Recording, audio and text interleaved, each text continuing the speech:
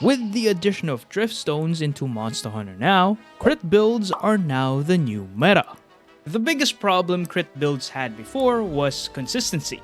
There was just no way to balance high affinity with weakness exploit and crit eye skills and still have crit boost in a single build. Until now. With Driftstones, you can finally augment your armor pieces with additional skills to create the perfect crit build, with high affinity and high crit boost. But to make this build, you'll have to grind a lot. Let me show you why. To make a strong and consistent crit build, we'll need 3 things: crit boost, crit eye, and weakness exploit. Now to get crit boost, we will equip the Dragon Dance Mask and the Azure Rathalos Vambraces. We will also equip the Pink Rathian Waist and Kulu Legs for crit eye and the Rathalos Mail for weakness exploit. Without any Driftstone skills, this build has crit boost 4, crit eye 4, and weakness exploit 2. Honestly, this build alone is very bad. It has very inconsistent damage with only 55% affinity. That means your strikes will only be critting half of the time. That's where Driftstones come in.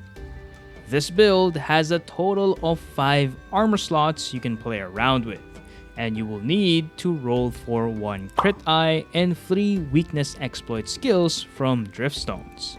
Now there is one last slot left, and that was supposed to be for the final point of crit boost, but unfortunately we can't get crit boost from Driftstones just yet. So for now, we can fill up the last slot with elemental attack skills or burst for a bit more damage. That's actually the main reason why we have to equip both the Dragon Helm and the Azure Rathalos arms.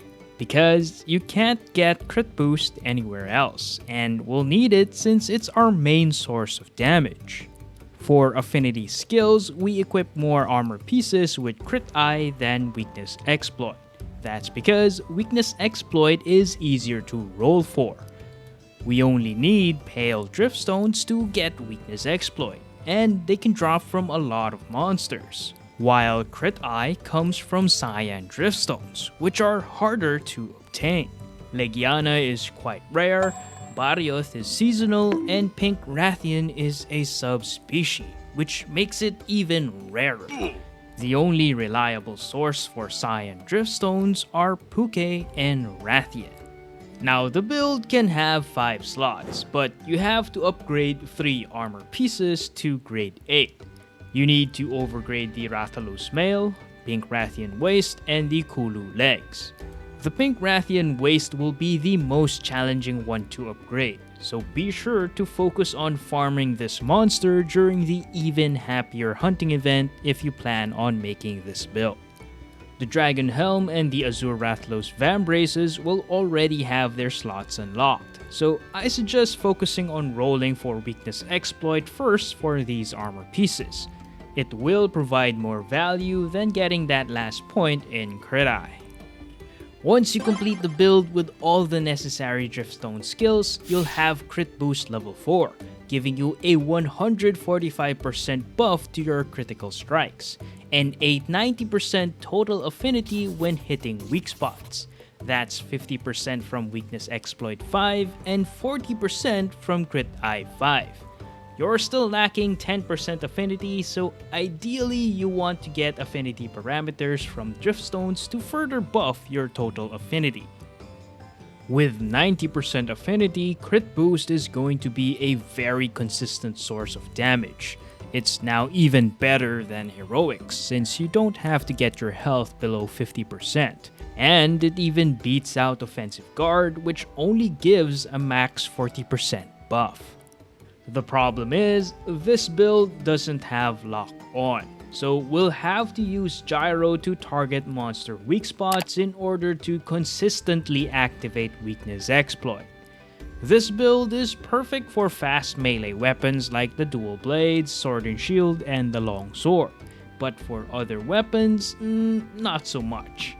With the lance, it's going to be difficult to balance affinity when you also need guard. For the bow, hammer and greatsword, you'll need to balance it with focus. And for the charge blade, well, it doesn't really care too much about affinity. Its main source of damage is coming from files. Now what's so great about this build is that it's a one-size-fits-all. You can use it for all the elements, status, and even raw weapons. You don't have to build any other set anymore. But it's gonna be a long grind before we can complete this build. We have to upgrade 3 armor pieces to grade 8, then we have to try and roll for specific skills from Driftstones. That means we'll have to walk, grind, and pray a lot. So I suggest saving this build for the later end game. But if you're looking for a strong build you can use right away, be sure to check out these videos.